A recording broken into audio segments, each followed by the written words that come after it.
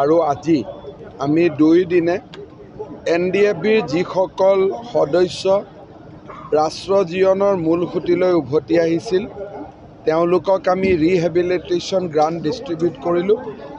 লগে লগে বড়ো চুক্তি ৰূপায়ণৰ এটা দফা সুন্দৰভাৱে আমি ৰূপায়ণ কৰাৰ বাবে আমি সক্ষম হ'লোঁ। অনাগত দিনতো বড়ো চুক্তিৰ বাকী দফাবিলাক ৰূপায়ণৰ বাবে আমাৰ চেষ্টা আমি অব্যাহত ৰাখিম।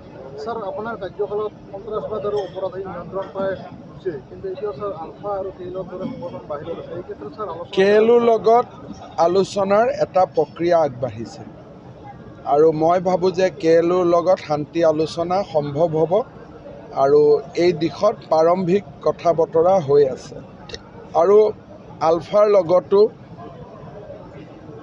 পৰিৱেশ এটা ৰচনা কৰাৰ বাবে আমি চেষ্টা কৰি আছোঁ। নাগালেণ্ডৰ যিটো দুখজনক ঘটনা তাত দুখ প্ৰকাশ কৰি ইতিমধ্যে মই যোৱাকালিয়ে টুইট কৰিছোঁ। নাগালেণ্ডৰ মুখ্যমন্ত্ৰীৰ লগত কথা পাতি মই মোৰ সমবেদনা জনাইছোঁ আৰু ডিব্ৰুগড় মেডিকেল কলেজত 2জন ব্যক্তি ঘটনাৰ লগত আহত হৈ চিকিৎসাধীন হৈ আছে।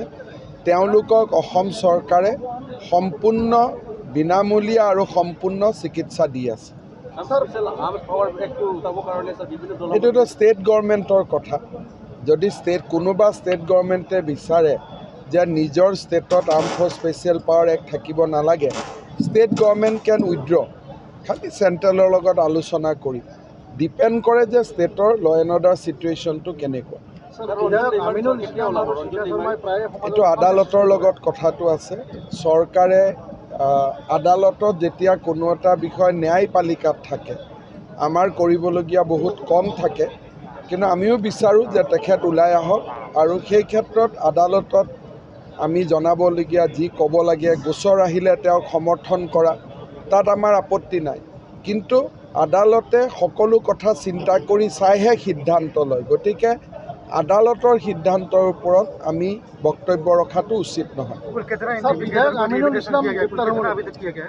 अभी 4,500 कैडर को रिहेबिलेट किया गया है। সব মই যোৱাকালি কৈছোঁ যে গ্ৰেপ্তাৰ কৰাটোতো আৰু এটা খেলা নহয়। তেখেতক মই যোৱাকালি ৰাজহুৱাভাৱে কৈছোঁ যে পৰোচিত বক্তব্য দিব নালাগে, চাই লওঁ 2-4 দিন তেওঁ কি কৰে। কেছ উইথড্ৰ হৈছে, যিখিনি উইথড্ৰ কৰিব পৰা নাই সেইখিনিও আমি উইথড্ৰ কৰিম, কিন্তু যিকেইটা কেছ কোৰ্টে অলৰেডি কনভিক্ট কৰি দিছে সেইকেইটাৰ ক্ষেত্ৰততো আমি একো কৰিব নোৱাৰোঁ। আচ্ছা, সেইখিনিও মই চাই দিম, সেইখিনিও নোহোৱা হৈ যাব।